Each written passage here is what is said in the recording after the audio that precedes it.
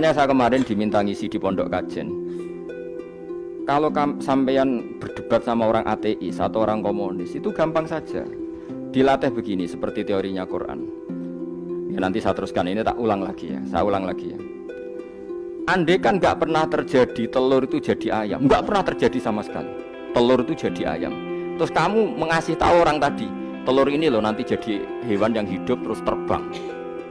Mesti dia bilang muhal, mau benda mati kok nanti jadi benda hidup yang terbang ngalor ngidul. Berhubung sering terjadi dan dia pun tidak ikut bikin, bilang mungkin. Paham?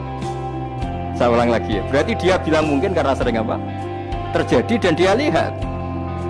Andai kan pertama kali gak ada telur sama sekali yang jadi ayam, terus pengalaman pertama di dunia belum pernah terjadi. Kamu kasih tahu telur ini nanti jadi ayam terus terbang. Orang ini bilang muhal enggak? Muhal. Berhubung sering terjadi bilang enggak. Nah berarti kita nanti bangkit dari kubur gampang saja bagi Allah. Cuma belum pernah terjadi kamu mengatakan muhal.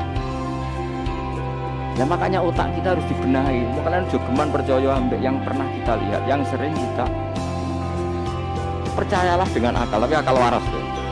Karena waras itu serempet tatanannya waras. Makanya Islam itu melatih. Qul falillahil hujjatul.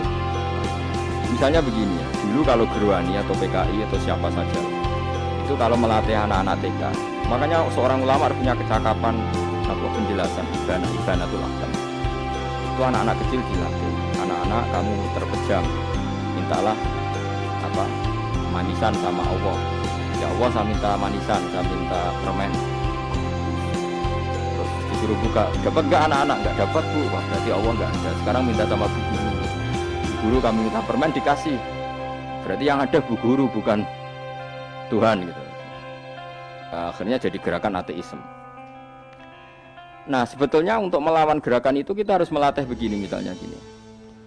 Saya itu pernah ketemu sama orang yang berpikiran komunis. Oh komunis cekek.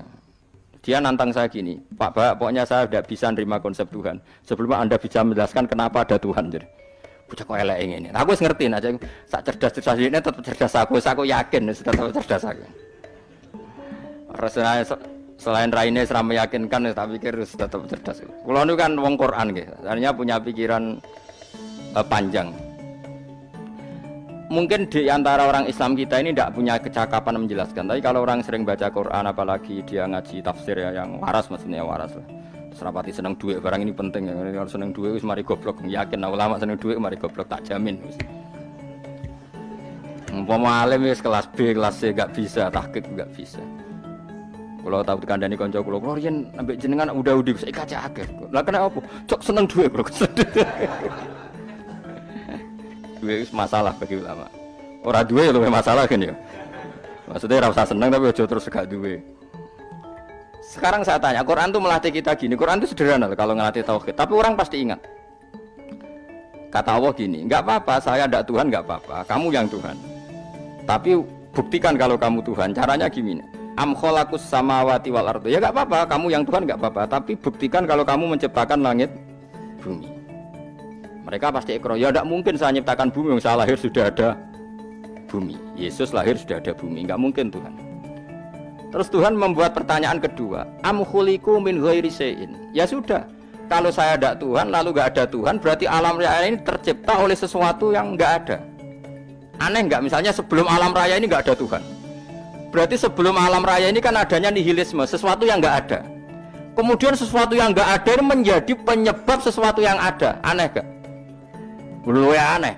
Sesuatu yang enggak ada itu mestinya kan enggak bisa ngelabeti, enggak bisa berfungsi, enggak bisa ada gunanya. Wong jenenge ra ono iku ya ora marahi apa-apa.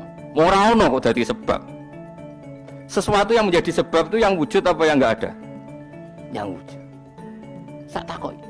Lah kalau enggak ada Tuhan berarti alam raya ini lalu sebabnya apa?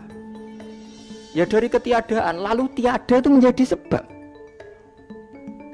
Yang tiada kok jadi sebab itu tekem lho. Mikir. Di mana-mana yang sebab itu harus barang yang wujud, enggak boleh tiada kok jadi sebab. Ini kan jadi aneh, sesuatu yang tiada menyebabkan sesuatu yang ada. Terus dia bilang, ya pokoknya ronde ini kalah, Pak. Tahu kapan tak pikir ya? Pikir nganti mati temenang aku ya mending ngono. Makanya sebetulnya dalam ilmu mantek, pertama itu kita tidak harus iman Tuhan itu namanya Allah, tidak harus. Makanya pertama dikenalkan, sementing kenal Tuhan itu ada dulu. Disebut zat sing wajibil wujud, belum disebut namanya Allah. Allah itu disebut nama Islam, itu paham ya? Saya ulang lagi, Allah disebut itu nama Islam. Tapi kalau penemuan akal hanya sampai kita ini butuh zat sing wajibil wujud, sing menjadi penyebab semua alam raya ini. Di bahasa Arab disebut musabbibul asbab. Belum menyebut Allah musabbibul asbab. Islam pun pertama Iqra turun ya nggak nyebut Allah. Iqra bismi rabbikal ladzi khalaq, khalaqal insana min 'alaq. Iqra wa rabbuka. Tuhan itu siapa? Yang mencipta.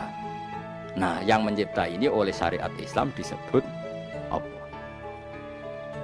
Tapi dalam logika yang penting kue kenal sik ono musabbibil asbab. Pastikan bahwa alam raya ini yang wujud pasti disebabkan sesuatu yang ada.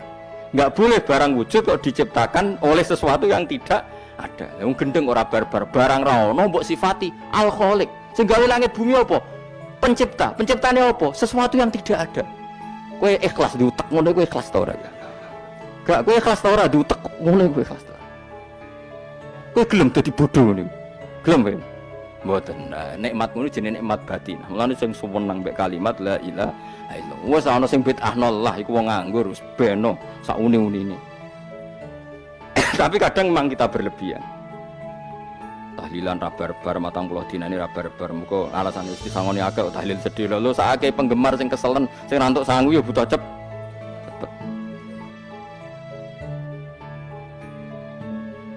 Lani cara kula niki penting kula utarange. Kowe nek ora cocok tahlilan 40 dina, wis ngomong ae kira cocok model harinya. Tapi ki aja menolak kalimat la ilaha illallah iku disifati Kanjeng Nabi kalimat thayyibah. Wong Nabi wis nyifati thayyibah, kalimat yang suci kok nyifati bid. Soal kira cocok wong sebut. Misalnya kamu bilang saja wong mati wis sangu amale lha apa didongakno barang. Nek kowe pengen ndonga ora usah ndonga. Wis ora usah biasa wae. Kula lah mbok dongakno ya ora seneng. Gak meyakinkan. Karo dene mlebu swarga butuh dongamu ora ono swarga fadhole pangeran apa mbok dongakno. Ya tapi kowe donga aku ya seneng. Senenge ya semau lah timbang nyanyi-nyanyi rame-rame sadok donga. Mbok mandi mbok ora pokoke donga. Saya ulang lagi ya. Makanya Quran itu melatih logika sampai seperti itu. Am khalaqus samawati wal ard bal la yuqinu. Sampai terus diulang-ulang. Am khuliqu min ghairi syai'in. Kalau mereka merasa Tuhan enggak apa-apa, tapi buktikan mereka ini wujud sendiri tanpa sebab. Atau begini, kalau mereka tidak tahu sebab pencipta langit bumi, mereka sendiri suruh yakin kalau mereka adalah penciptanya. Amhumul khaliqun, enggak apa-apa. Ya, tapi masih Abu Jahal gendeng lah, masih Abu Lahab ngawur lah, nak takoki, ya wes pangeran kowe wae sing gawe langit bumi. Penggemarnya saja pasti tertawa. Mosok Abu Lahab darani pencipta langit bumi, wong lahir wae ning bumi. Tapi Quran oleh gojlok, am khalaqus samawati wal ardo. Apakah mereka menciptakan langit? Bala yuqinu, mereka pun tidak pernah yakin. Jadi itu pangeran. Makanya di mana-mana orang alim itu suka debat. Karena pangeran sendiri kalau menjelaskan kebenaran seringnya juga nantang debat. Kata Allah, "Qul ara'aytum ma tad'una min dunillah aruni madza khalaqu minal ardi am lahum syirkun fis samawat." Enggak apa-apa mereka Tuhan kata Allah. Tapi buktikan zaman langit diciptakan mereka memberi kontribusi apa? Apa urun bego, apa urun cagak, apa piye lah pas aku gawe langit iku dekne urun apa jare am lahum syirkun fis samawat. Misale urun apa lah? Urun tol, tau urun apa lah. Itu pangeran. Mereka kan pasti menjawab enggak. Terus itu nih di kitab min qabli hada. Kalau kamu enggak percaya Quran sebagai kitab, enggak apa-apa, tapi buktikan kamu punya kitab tandingan. Enggak, mereka enggak punya juga. Atau gini, enggak usah Quran, enggak sakralan. Au atharatim min ilmin, atau kajian ilmiah yang membuktikan bahwa Yesus itu Tuhan, atau yang membuktikan bahwa berhala itu Tuhan. In kuntum shodiqin, enggak apa-apa kalau kamu benar, buktikan. Itu makanya semua nabi itu punya kecerdasan, karena tadi nabi kadung nantang itu nih bi kita min qabli hada au atharatim min ilmin in kuntum shodiqin. Tapi sekarang orang alim soleh itu jarang. Sing ngono anggere wong soleh rapati ngalim, anggere sing alim biasanya rapati soleh. Lah kula termasuk rontok-rontok ya isih rontok soleh ya rontok, tapi lumayan masih menjaga hujjatullah. Sebab itu ulama dulu mengajarkan Allah itu siapa? Disifati zat sing wajibil wujud. Karena alam ini kadung ada. Kalau alam ini kadung ada, pasti penyebabnya sesuatu yang wujud. Tapi kalau wujudnya mungkin, bahaya. Wong sing gawe wae wujude terima mungkin, bisa wujud, bisa tidak. Makanya dipermanenkan yang gawe alam ini zat sing wajibil wujud. Sing wujudnya wajib. Wajib itu nggak bisa nggak, pasti wujud. Nah, terus kita kenal itu namanya kholik, itu musabbibil asbab, itu kholikul asya. Lalu oleh Islam zat yang demikian itu disebut Allah. Terus jadi la ilaha